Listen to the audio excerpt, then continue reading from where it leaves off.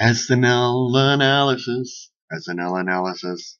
Welcome to another installment of SNL analysis. Today I will be analyzing episode 42, episode 7 in season 42. Kristen Wiig is the host. The musical guest, I forget because I don't review the musical guest. As you know, if you are a longtime viewer of this series, you know that there are negative points that certain guests automatically get because they've hosted before. So Kristen Wiig has hosted before, so she's a -1. So she gets a -1 for hosting before. But they're able to receive extra points, especially when they bring in guest stars, because that makes the fans go nuts. And when they bring in the best guest stars that make the fans go nuts, that's really what's beautiful. So they get added extra points when they throw in guest stars. And this particular one had 3 guest stars right from the get-go. So it's really awesome, really funny, really hilarious. One of the best episodes, actually. I believe it's constantly getting better. There's some hiccups, and I'm going to let you know how they could have been fixed. So first and foremost, the cold open with Alec Baldwin. Alec Baldwin definitely knocking it out of the park. It's a constant conversation, enough so that the person that some people have chosen to be president have gone ahead, and he went ahead and tweeted, about the whole situation, and Alec Baldwin responded. And you can find out more about that if you tweet and find out all about it. But what I want to talk about is there's the buildup of jokes. There's a laugh. Every Kellyanne, her character, Kate McKinnon, amazing, amazing. Just the laughter. There's a guest star in it. And there's a gag reel. There's a gag laugh in the sense of handshaking. You'll see what I'm talking about. I'm including the link to the episode at the bottom. But it was just, and it worked. You think to yourself, is this drawing on for too long? But no, it works. So then we've got the monologue. The awkward build-up is beautiful. Kristen Wiig is able to create this amazing element with awkwardness, and just, she's just a masterpiece. She's just a gemstone, and I'm really excited that they had her host. She gets +2 because she had 2 guest stars. I'm not gonna let you know who they are. Really beloved people, but you can find out at the bottom.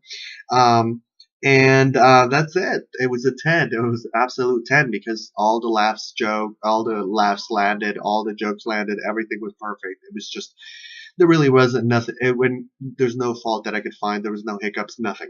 So it was beautiful. Then we go into the bubble. That was hilarious. Now I want to talk about a little bit about what President Trump or President-elect Trump has said. He said that Saturday Night Live should give us a chance, in communicating ourselves. Well, I want to say that this entire episode, if you look at it through a fine tooth and comb, there's a lot of jokes in there that relate to the other side of the. And I even think that maybe in some of the production choices as to what was left and what was taken out from the skits was really left up to seeing how they can bring in that other side of America that really voted for President Trump. So I think there actually was an effort to bring in that other side of America if you really start looking at Saturday Night Live in a lot of the jokes that they have. The Bubble being one of them. The Bubble was a 10. It talked about progressive people. You can watch it on SNL. It was just amazing. Hilarious. It was absolute 10. The game show, The Secret Word, was really, really funny. Mindy, Elise, Grayson, and Isabella Rola Coppola. Absolutely brilliant.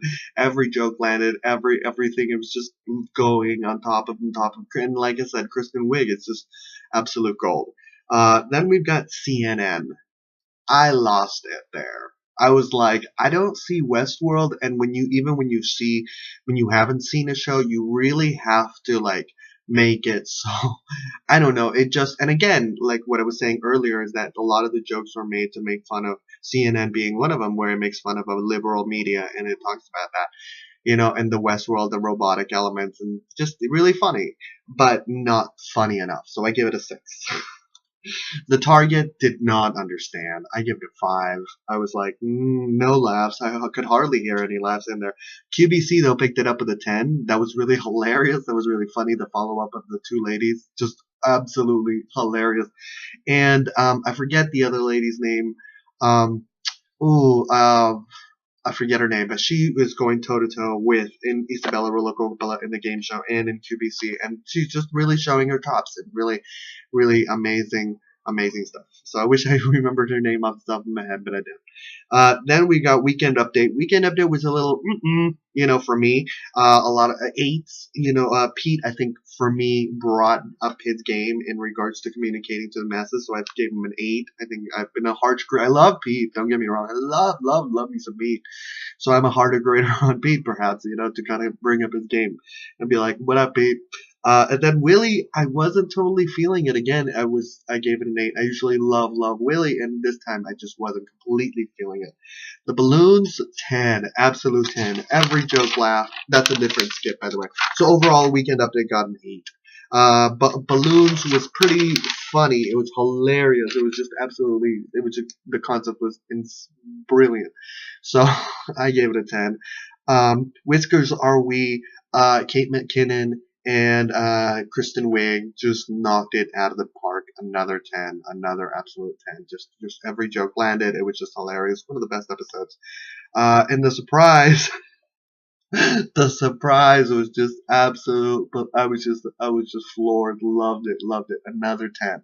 Another 10. You could hear it. There's no hiccups in the jokes.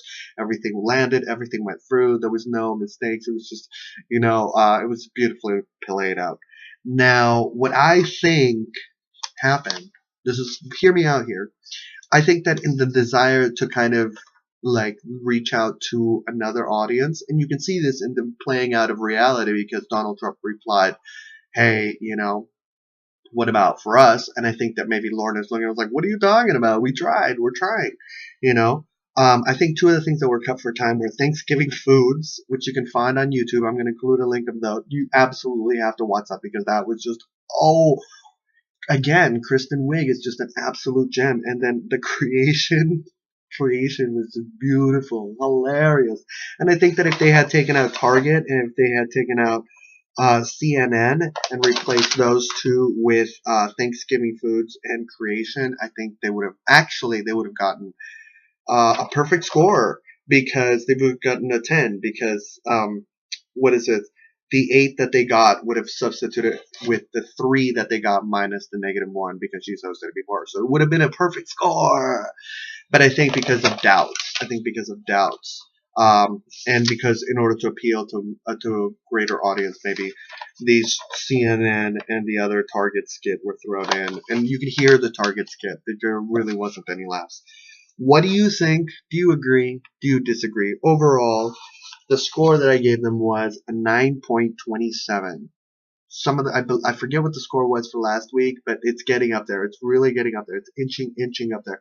So what do you think? How can they bring up their score? Can they bring out 100? Honestly, the thing that you can learn out of this situation is believe in yourself. Believe in yourself.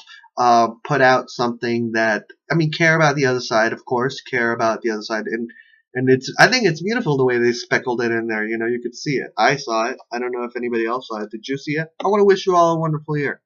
Take care.